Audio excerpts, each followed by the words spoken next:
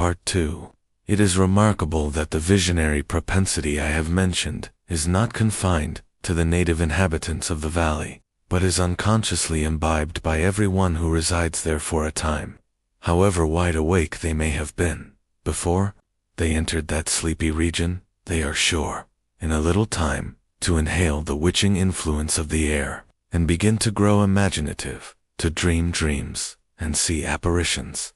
I mention this peaceful spot with all possible laud, for it is in such little retired Dutch valleys, found here and there embosomed in the great state of New York, that population, manners, and customs remain fixed, while the great torrent of migration and improvement, which is making such incessant changes in other parts of this restless country, sweeps by them unobserved.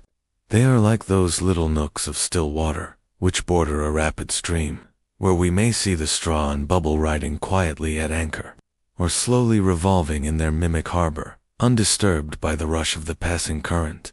Though many years have elapsed since I trod the drowsy shades of Sleepy Hollow, yet I question whether I should not still find the same trees and the same families vegetating in its sheltered bosom. In this by-place of nature there abode, in a remote period of American history, that is to say, some 30 years since, a worthy wight of the name of Ichabod Crane, who sojourned, or, as he expressed it, tarried, in Sleepy Hollow, for the purpose of instructing the children of the vicinity. He was a native of Connecticut, a state which supplies the Union with pioneers for the mind as well as for the forest, and sends forth yearly its legions of frontier woodmen and country schoolmasters. The cognomen of Crane was not to his person. He was tall, but exceedingly lank, with narrow shoulders, long arms and legs, hands that dangled a mile out of his sleeves, feet that might have served for shovels, and his whole frame most loosely hung together. His head was small, and efflot at top, with huge ears, large green glassy eyes, and a long sniped nose, so that it looked like a weathercock perched upon his spindle neck, to tell which way the wind blew. To see him striding along the profile of a hill on a windy day, with his clothes bagging and fluttering about him, one might have mistaken him for the genius of famine descending upon the earth, or some scarecrow eloped from a cornfield. His schoolhouse was a low building of one large room, rudely constructed of logs, the windows partly glazed, and partly patched with leaves of old copybooks.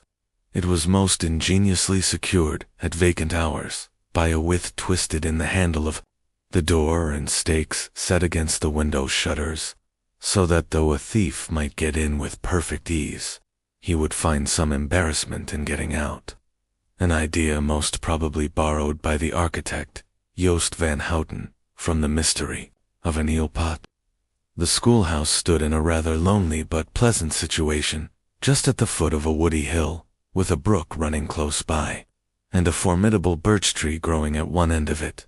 From hence the low murmur of his pupils' voices, conning over their lessons, might be heard in a drowsy summer's day, like the hum of a beehive, interrupted now and then by the authoritative voice of the master, in the tone of menace or command, or, peradventure, by the appalling sound of the birch, as he urged some tardy loiterer along the flowery path of knowledge.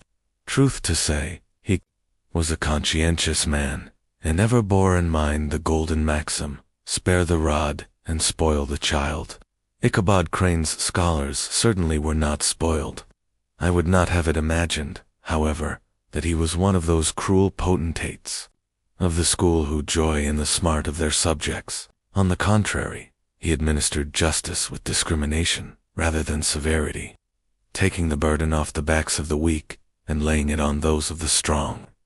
Your mere puny stripling, that winced at the least flourish of the rod, was passed by with indulgence, but the claims of justice were satisfied by inflicting a double portion on some little tough, wrong-headed, broad-skirted Dutch urchin, who sulked and swelled, and grew dogged and sullen beneath the birch. All this he called doing his duty by their parents, and he never inflicted a chastisement without following it by the assurance, so consolatory to the smarting urchin, that he would remember it and thank him for it the longest day. He had had to live. Thank you for listening, and come back next Thursday for another part of the story.